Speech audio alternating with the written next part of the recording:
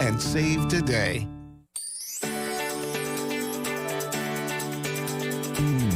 Shop local first. Spend your money where your heart is.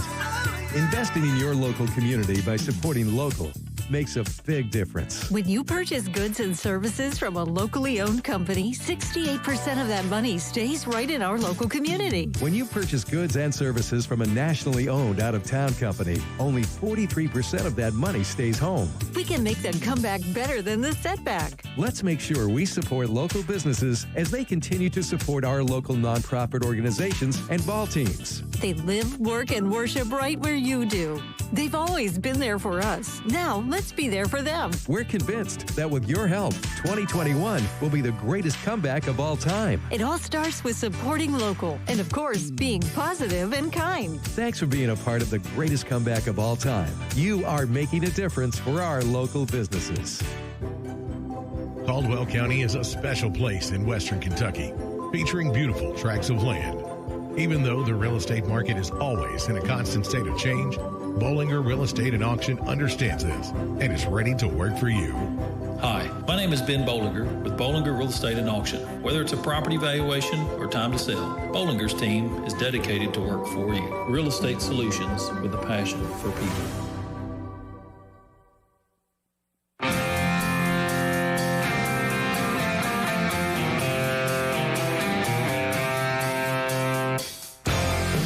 It's time for your SportsEdge.com Sideline Report with Todd Griffin. Talking sports and more here on 1580, 103.3 WPKY and worldwide at WPKYOnline.com. Here's your host, Todd Griffin. Good morning, everyone. The Sideline Report is on the air from 1035 West Main Street in Princeton. Thanks for joining us today. As always, got a busy show lined up for everyone today. We'll be talking with Caldwell County Tiger football coach Will Barnes in just a little bit on the show. Glad he could join us today because actually it's not football season, but there is a lot of football news to talk about, so it was fortunate to get him on the show lined up today. Joining us first on the show, though, is Jay Davis, who is still the assigning secretary for Second Region football officials. So he's in here to give us a little information on looking for football officials this year. Sure are, Todd. We had a policy board, Second Region Policy Board had a meeting yesterday, and we've taken a little bit different approach to hopefully recruiting some officials, trying to work through the school systems and ADs. We're going to probably not have a program in place this year, but next year we're hoping that maybe through the coaches of the sports and the ADs and the administration that we can get into the schools by the end of the school year, maybe talk to the seniors, especially those that are athletes or anybody that thinks they may have a interest in officiating or learning a little bit about the officiating. All sports yesterday, all the assigners for the Second Region, football, the wrestling supervisor wasn't there, and the soccer supervisor wasn't there, but the soccer guy sent a letter to Ken Aiken, the head of the policy board. Football, basketball, baseball, softball, everybody is short of officials. Matt Bell, the assigner for baseball, even emphasized that he's had to tell Second Region schools they couldn't play on a certain day during this baseball season because he didn't have enough officials even to send two people to games. And I know in two regions this year some of the teams have said, well, just send us one for a JV game. We'll let him stand behind the mound, which the kids are getting to play, but it's certainly not the best way to officiate a baseball game at that level behind there. Well, and we've seen some teams playing on Wednesday, which used to be a day nobody played, just so they can have officials. Right. I told our group last year and again yesterday, I've got 2 Friday nights where I have 7 games. And I don't have enough officials to staff 7 games. So would either have to borrow from the first region, second, or third or fourth regions to cover the game, or last year. And crew for those games if it's a district game, or can you get by with just 2? You can. And for football, you know, a lot of people want 7 now. So right, you can get by with 2. There's no state rule about that till you get to postseason. All of us as assigners would prefer that any official didn't just walk into the district tournament and not have worked a 3-person game all year. Right. Especially a new official. You take somebody that's been around, Greg Murdoch, Kirk Dragu, Don Carroll, some of these guys that have been around for a length of time would walk in and be okay after an inning or so. Focus changes a little bit. But you take a new official that's his first district tournament, he's never worked 3-man, and he didn't have any experience in the regular season, then there might be a tendency for it to look like the guy's lost out there. Well, and in football, the 7-man crew is kind of a more current thing. It's not something that happened a lot back in the day, but, but that kind of puts you in a bit of a bind trying to get people out there, because when you only needed 5 guys, well, obviously that's easier to come up with numbers-wise than 7 for each game. Right. And again, Mr. Tackett has not required 7 for regular season. He, like all the rest of us, encourages it. The first, my memory goes a little bad sometimes. I think the first 7-man finals was in 17. And there were very few people at that time, that was the first year of it, very few people had worked 7-man at the high school level. Some college people that still work on Friday nights did. The crew that I was on for the 5A state championship game that year only had 2 people on the whole crew that if the schools want 7, then they can have 7. But part of the reason that Julian hasn't done that, we don't have enough officials to have 7 people crews work all those first-round games. There's just not enough people to do that. Well, the average person is probably listening and going, well, what's the big difference? What's different besides having 2 more guys out there? What changes from a 5-man crew to a 7-man officiating crew? Well, the biggest thing that if there's people that go watch Caldwell County play would hear from Will or his dad. David Barnes was a big proponent of 7-person officials. As soon as Julian put it in, David wanted 7 on every one of his games. And the primary reason is those extra 2 people's responsibility is to make sure that the wide receivers that are spread out don't get illegally handled when the ball snapped. Because there's not enough 5 sets of eyes on 22 people, there's nobody that can focus on the wide receivers. If you go to 7, the field judge, side judge, the 2 deep people downfield, that's their responsibility as the end person on the line of scrimmage of the offense, to keep an eye there, make sure the defense isn't grabbing, holding, doing things that would impede them from getting into their route. Yeah. So David and now Will, when I send out what games do you want 7-person, Will's answer in the past and David's before him was, I want 7 people for all my home games. And that's the way it comes out in regular season. Now, most of our other schools, their ADs have been great about facilitating 7-person crews at least in one of their games, and some of them 2, just so the guys can get on the field. Well, in the past, you didn't see as many teams throwing the football. If I remember correctly, 30 years ago, sometimes you'd see 10 passes between the 2 teams combined. So it just wasn't something that happened a whole lot. But now you see that a whole lot more. Oh, yeah. Trigg last year when and they announced their new head coach yesterday. But Coach Ezel has said, you can expect to see a lot of the same. They've gone to a shotgun formation or what other names they may have, Wildcat if they're going to run the ball out of it, and spread the field. You still have, Christian County, Coach Clayton at Hoptown, they spread the field, put skilled people out there that are 6'1", 6'2", and can run. And so defensive backs sometimes are 5'7", 5'8", may not be quite as fast, so they're grabbing jerseys or doing whatever they can to impede the route of the wide receiver. Talking with Jay Davis this morning about high school officiating. Need to get to a break here on the show, though, but we'll be back with more after this here on 1580, 103.3 WPKY. Need cash fast? Get the money you need. Call ABC Finance now. It seems like everyone is going on vacation except you. There's nothing you'd love more than to escape with your family for a few days. Don't let money worry stop you. Visit ABC Finance. Hi, this is Jody Lamb at the Princeton ABC Finance location. And this is Todd Morse at the Hopkinsville location. We can help you take that family vacation you've been dreaming about. At ABC Finance, we provide loans up to $15,000. We are locally owned and staffed, and decisions are made quickly, usually within an hour. No appointment is needed. Walk-ins are welcome. You can even give us a call and we will take your application over the phone. Or you can apply online at abcfinanceonline.com. And like us on Facebook. ABC Finance in Hopkinsville on Fort Campbell Boulevard next to O'Charlie's and in Princeton Plaza. ABC Finance. All loans subject to normal credit approval.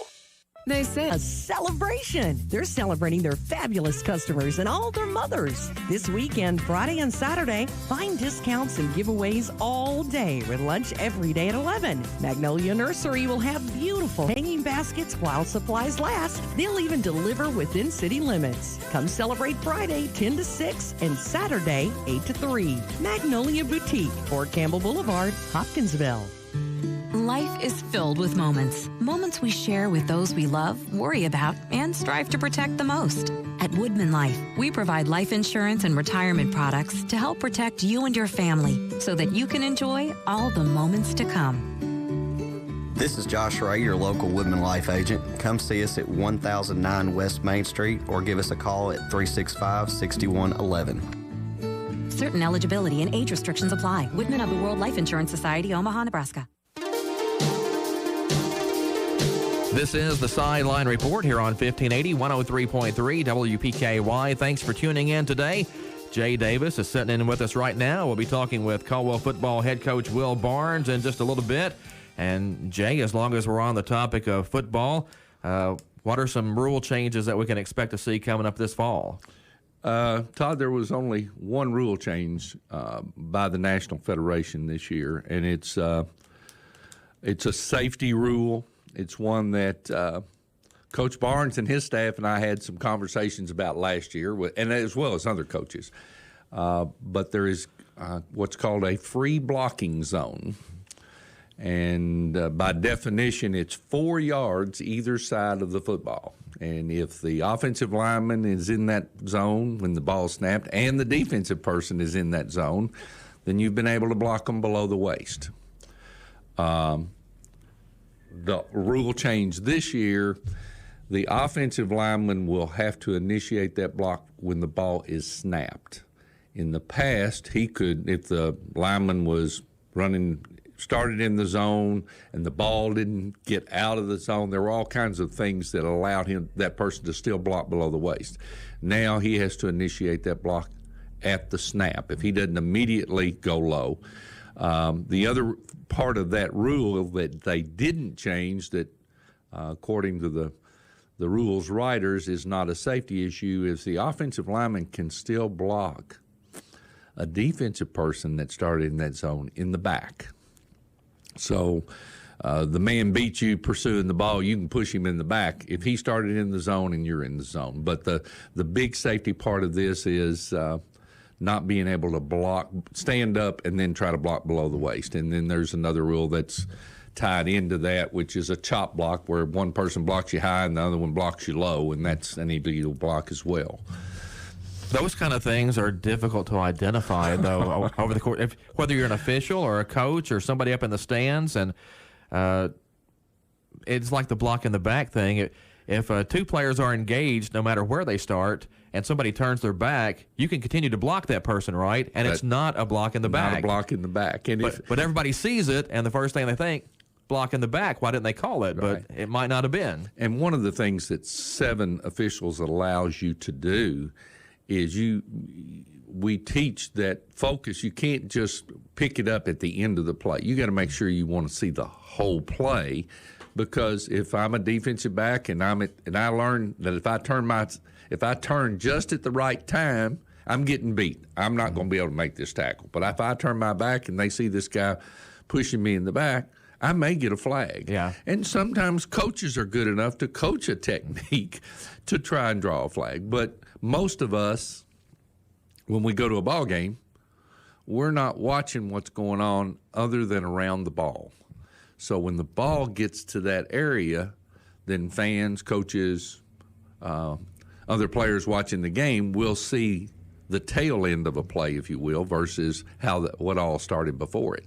And that what goes on in the trenches has always been a little suspect because of, you got two people really, the referee and the umpire, watching that. Now, last year because of COVID, Kentucky took the umpire from behind the defensive line and put them back in the offensive backfield. And they still have some similar responsibilities on either to the right or left side of the ball. But in college, they say, they do it in college. Well, they do it in college, but now they got 8. They still have an umpire, and they put that person back there. So now you got 3 people watching 10, which is that's not a bad ratio to referee. Well, would officials who umpire, would they rather be in there with the linebackers mixing it up, or would you rather be in the backfield somewhere where you're not kind of in the line of fire? Well, I think my 6 or 7 umpires from last year would tell you they'd rather be back there in the backfield, except last year a couple of our guys got run over because they're not used to being around a scrambling quarterback. At least back in the other area, they were 5 to 7 yards off the line, learned to avoid a linebacker pursuing or something. Now you're back there and the quarterback starts rolling out to your side. It was a whole new experience. But, again, we had us referees just like teams last year, had no preseason. We didn't have scrimmages to officiate or time to be out on the field working in inter-squad scrimmages even. So hopefully after that year and scrimmages this year and preseason training, hopefully we'll be better adapted to that. Looking ahead, do you think COVID will be the big impact this fall that it was last year?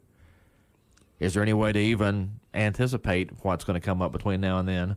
Well, Todd, you already know the answer to that question. I think every coach that I've talked to already and ADs are going. I mean, every football schedule for the 11 schools I assign is a full schedule except for, I think, 2 that still have an open date they're trying to fill. They're scheduling JV and freshman games. Middle schools, I'm going to assign 11 middle schools. Kind of away from everybody. So, then they just announced who won. We did the 2 coaches as soon as we came on the field. We went to the home team coach and got his captains, took him with us to meet the visiting coach, did a coin toss. Early in the season, there was no communication to the press box or anybody because it was new to the referees.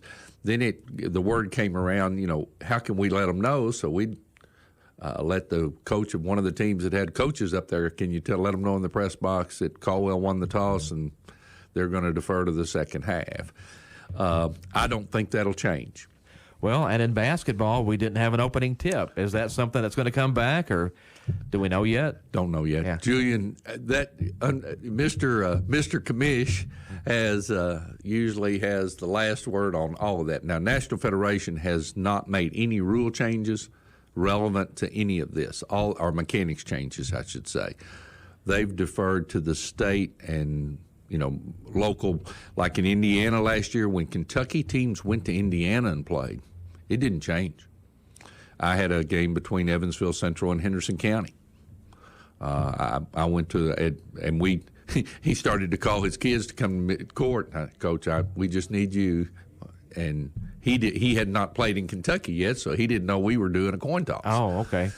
So it was each state is doing some things, and Mr. Tackett so far has done everything on the side of safety. He and the Board of Control they want to play, and they want the kids to play. And as you sat in on some of those Board of Control meetings, just like me last year, that's what you heard those people talking about. They wanted them to play, but they wanted it to be as safe as it could be. Well, if somebody wants to officiate or is interested in getting into that, what do they need to do? If you're interested in football from the middle school level up, then you can contact me. You can go on the KHSA website and go into football, and you'll find my phone number. Or my phone number is 270-836-0449. Just call me and express an interest in officiating football. But, Todd, I told the other signers yesterday, I take this platform, if there's any sport that you think you would like to find out information about officiating. Wrestling is short of officials. Soccer, baseball, basketball, football, softball, all of them are short. And I know that, and I think Jay and Larry Thompson have done the Little League football program around here for several years now. And I had two of my new guys last year that I encouraged to go work for Jay's people on Saturday because it's seeing the game from a different perspective than from the stands or the sidelines. And both of those people enjoyed working the Little League. Part of the problem, Todd, that we have is we'll have young people get into it, and they'll go do a middle school football game, or they'll go do a middle school baseball or softball game or basketball game. And unfortunately, some fans are a little loud and boisterous and over-exuberant. That might be a good term as well. But, I mean, you take a 20, 21-year-old young person, male or female, and they're in a small gym refereeing a middle school basketball game. There's not much of a reason you don't hear just about everything that's said. And some of them, why do I want to do this for what I'm getting paid? It's not fun. And I think what we've seen, I know this year, we've had officials walk off during a game, and at lower levels. At the high school level, you have to go to Kim here or Ken Aiken at Hopkins Central. You go to game management and just say, we're not going to play till that person leaves. And normally, the person that's most embarrassed, Todd, is the student athlete whose parent just got escorted out of the gym. Well, and you see that every couple of weeks or so during whatever season it is that somebody gets asked to leave. Right. And fortunately, in our region, we have some great ADs and game administrators and principals that do what they can to help with that. But it's somewhere in this we've lost the and the word my people use is respect. I mean, just because you put on a striped shirt doesn't mean you're not a person. Talking this morning with Jay Davis. Going to get Will Barnes to join us here in just a little bit, so stay with us as we continue here on the Sideline Report on 1580, 103.3 WPKY. Your WPKY Weather Edge Weather Center forecast is brought to you by Armory Gun Shop. From the Weather Edge Weather Center, partly sunny skies today, 60% chance of showers, thunderstorms this afternoon. Today's high 70 degrees, 40% chance of showers, thunderstorms continuing into the early evening, then mostly clear skies. Overnight low 42. Sunshine for Friday with a high 69. Chance of showers back in the forecast Saturday with a high 63 degrees. Once again, our forecast today, partly sunny skies, chance of afternoon showers, thunderstorms. Today's high 70. Right now 45 and mostly fair skies. They say variety is the spice of life. We all want choices. Men and women want to pick what they want. When it's time to select that special truck, Trice Hughes in Princeton has the variety. 3 brands to choose from: Chevrolet, GMC, and Ram. Whether you're a farmer, whether you're pulling a camper with your favorite person, or whether you just want to drive a truck, Thrice Hughes in Princeton has your truck. Stop by and pick out your truck today. Find them on Highway 91 North Princeton or at tricehughes.com. Hi, it's Jenny from your local Big Deal store. If you run a business and are looking for a fun and creative way to market it, Big Deals might just be a great fit. Imagine a radio marketing program that allows you to trade for your advertising schedule. Interested? Give us a shout and see for yourself. Call us at 270-522-3232, and we can get you more information about how you can partner with our Big Deal store.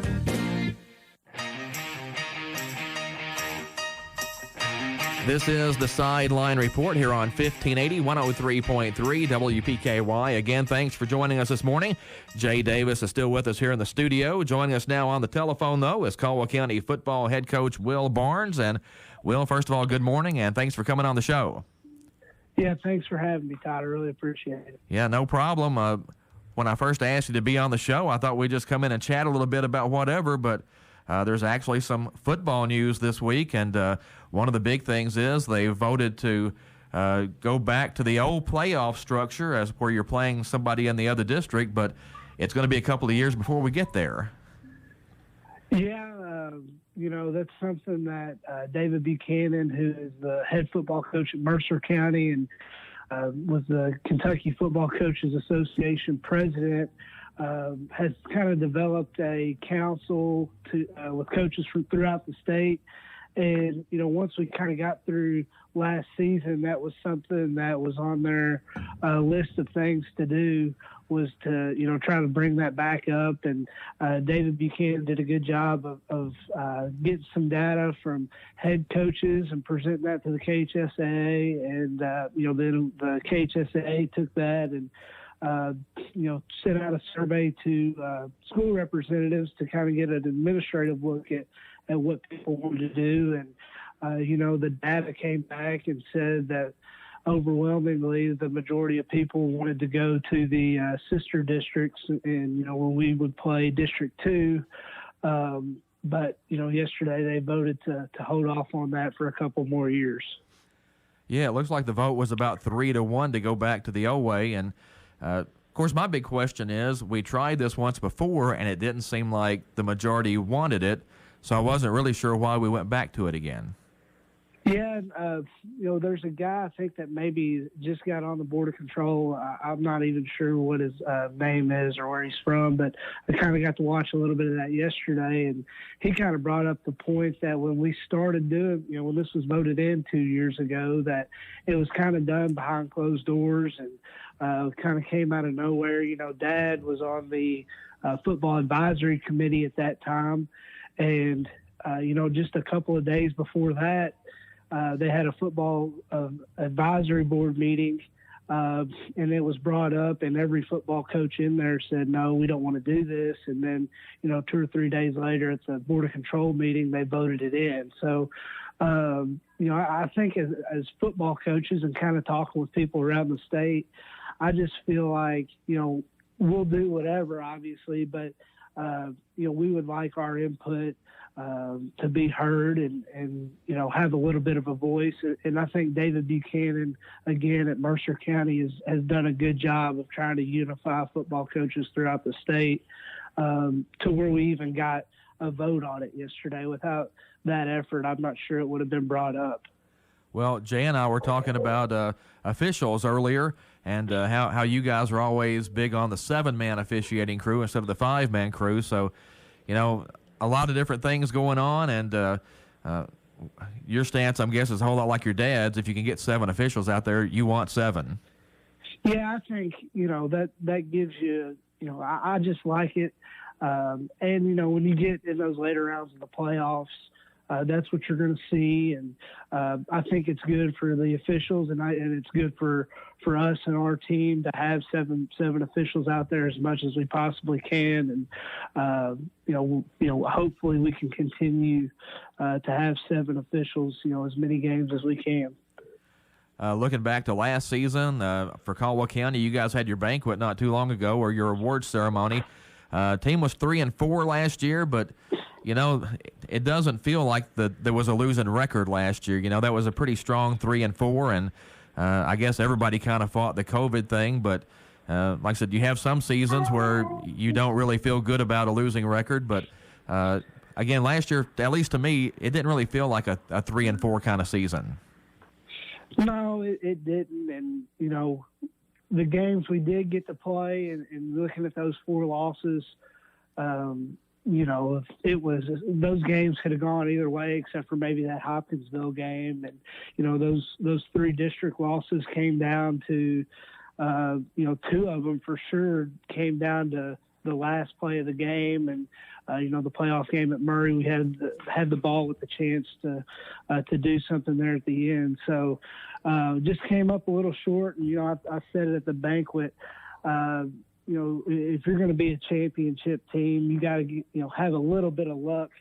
And when there's a handful of plays and games that may swing it one way or the other, you got to be able to make those plays. And we came up short there, in those 4 losses. But really proud of our guys, and our seniors were an incredible group of seniors. And Coach Riley at the banquet said it pretty well. I thought they've been the glue that's kind of held together the program the last couple of years. Because it's been, that they've had a lot to go through, and had a great attitude throughout the entire year. So really credit to that senior class for the leadership that they showed. Well, you bring up that Hopkinsville game, and that might be the only time I've seen a team be down 3 touchdowns before they run their first offensive play. So that really kind of made you guys play uphill that night. Yeah, and as Hopkinsville was in the semifinals of 4A, so it wasn't. We were playing a really good team, and when you play really good football teams, you can't turn the ball over like that and expect to have a chance to win the game. So, yeah, anytime you're down 21-0, and haven't even ran an offensive play, it's going to be a tough night. But it very easily could have been a running clock, and could have kind of laid down there. But we battled back, and had a chance to get back in the game. And they're really talented. And like I said, when you build yourself a hole there early in the game, it's hard to get back. We've been really fortunate through the years here to see some really, really good football players come through Caldwell County. And one of them is still playing in college. His season's still going on. Jalen Boyd is going to play Monday night for that entire team was. But, I think Jalen kind of made those teams go. And, he's incredibly talented. And I think everybody around here knew it was just a matter of time once he got to Lindsay, that he would blow up and have a really good career. And, is their all-time leading rusher, I think. Yes. And, has been a big part of their success. Their coaches, when they come recruit, really brag on him. And, he's done a phenomenal job. And Dee's kind of had a rough go at it, just, being banged up a little bit and having some bad luck with injuries. But, he stuck it out and has had a really good career at Western. And that's great to see, because it's fun when you see them, what they are in high school and how good of players they are, how good of people they are. You want them to go on and have success. And, those are two of the better players that, in my opinion, have played at Caldwell County. That Lindsey Wilson team this year is so loaded, they don't even have to use Jalen a whole lot. He had better numbers last year, but this year they've got so many weapons on offense that sometimes Jalen kind of gets lost in that big shuffle, and I think that's kind of similar to what happened at Caldwell County. You had all those receivers and the quarterback that was Mr. Football in the state of Kentucky, and sometimes you just kind of get lost in the numbers game there. Yeah, I've watched a little bit this year, but I've kept up with their scores. But they're beating people like 40 and 50 to 14. So I'm sure there's not a whole lot of opportunity there. But I think he's kind of had a little bit more run here in the playoffs, and I'm sure he'll be a big part of Monday night. Yeah, Lindsey Wilson plays Monday night at 6:00 against Northwestern from Iowa. Lindsey was the number 3 seed, I think, for the NAIA playoffs, and Northwestern was the number 6 seed. They upset the number 1 seed Morningside from Iowa last week, so I think that game's on ESPN3, so maybe you can pull that up on the internet and watch it, and should be a great game. And you got Blue Raiders and Red Raiders, so it's going to be fun. But we could sit here, we could do an entire show one day on former Tigers that have gone on to play college football and had some pretty good success. Oh, absolutely. And really just here, even in the last, 5, 6, 7 years of guys that have gone on. And, we've been very lucky to have really good players here. Need to get to another break here on the Sideline Report. Jay Davis and Will Barnes with us this morning. Back with more after this here on 1580 103.3 WPKY. Your WPKY Weather Edge Weather Center forecast is brought to you by Western Kentucky Regional Blood Center.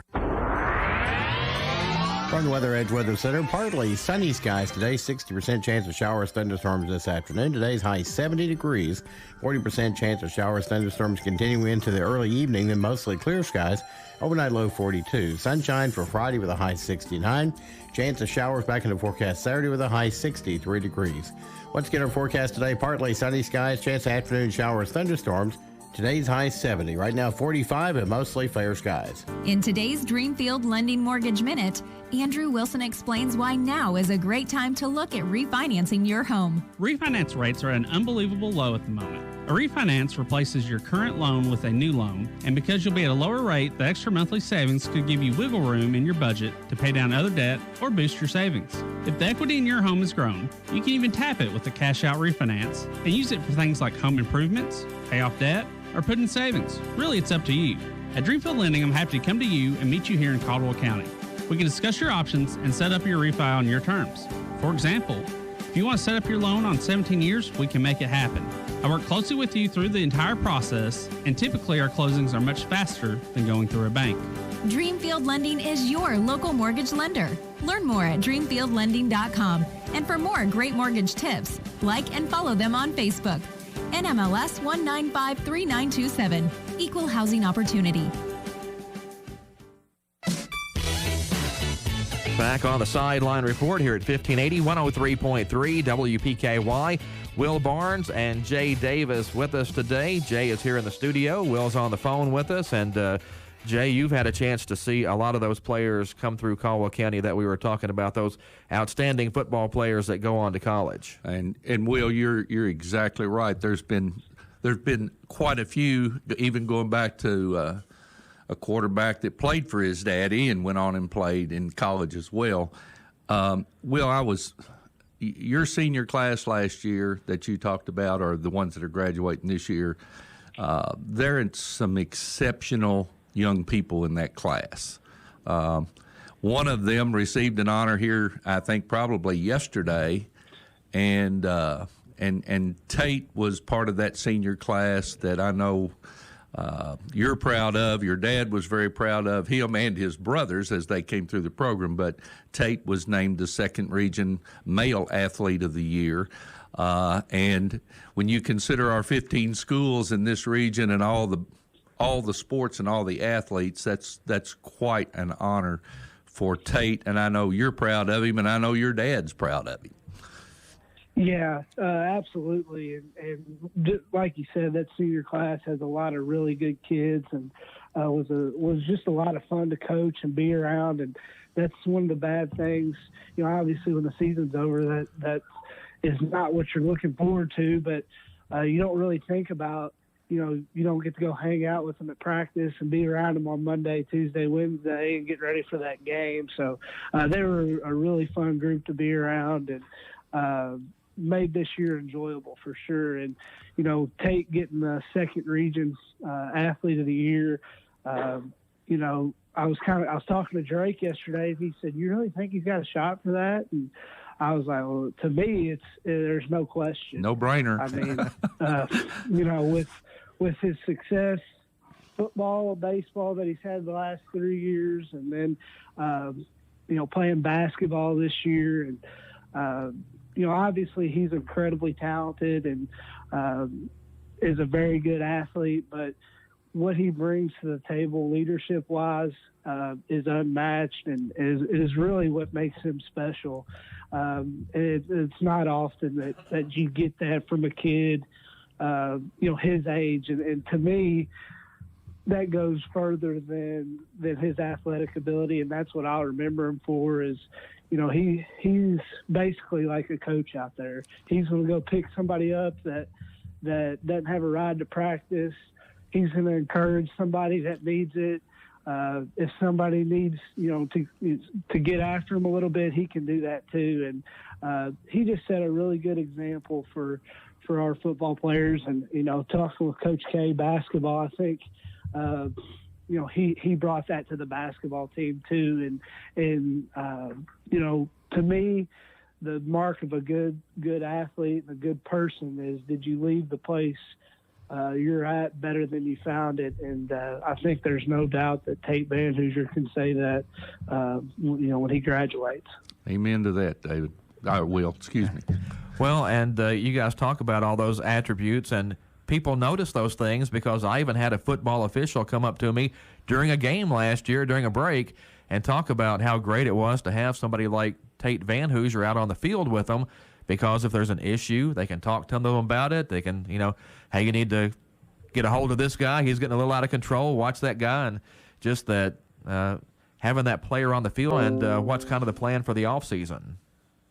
Right now, we're in the weight room. We've got a lot of our guys that are lifting during school, which has been great. And we've done some things, bring them in a couple of days a week after school to work some speed and agility stuff. And, we've done a little bit of spring ball these last couple of weeks, which isn't a huge deal for us. Just, we've got a lot of kids playing baseball. We've got some kids running track. So, we don't have, a full team out there where we could go, 11 on 11, but we're able to get out there and throw the ball around a little bit, work some individual stuff. So that's been good the last few weeks. And for about, I guess, a couple months, we've been able to bring up the 8th graders that'll be freshmen into the weight room and kind of get to know them and kind of get them jump started in the weight room.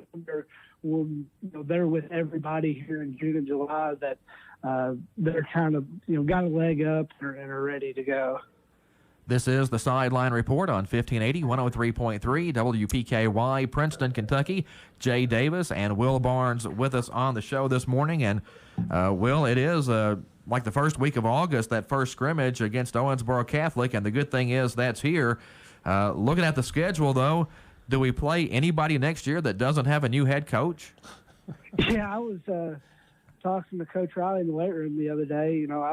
I was kind of starting to get into some film and watching some of the people, that we were going to play. And I said, well, I'm glad I didn't dive too deep into it, because, we're going to see a bunch of, I guess all of our non-district games, I think, will be new head coaches. So wow.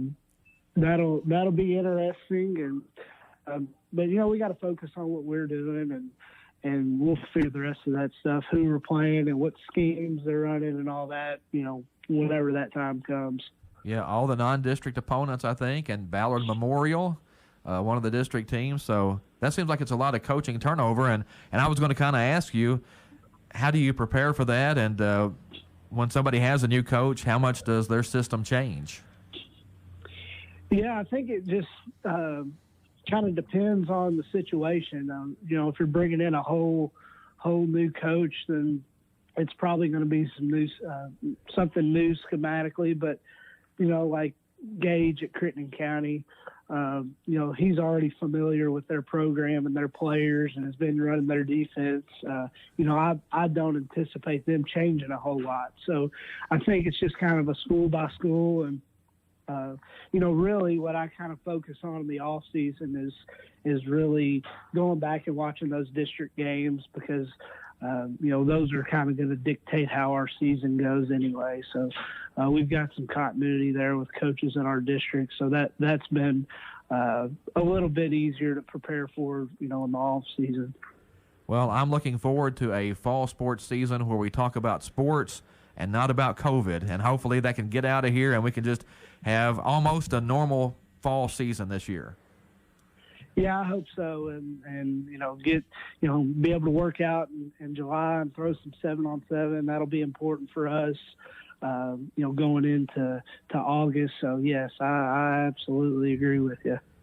And, Jay, good luck to you guys. Hope you can round up the officials, and that's always a big deal. If you show up and don't have any officials, you don't have a ball game. That's true. We're hoping that we can recruit some young folks. Or I've had 2 new people contact me already, so try to add, if we can add 4, 5, 6 and work them in the middle school and JV, maybe at the end of the season or first next year, they could be on the field on Friday night. Yeah. Will, thanks for coming on this morning. Glad we could make that work out, and you guys have to come back on the show and talk football again sometime.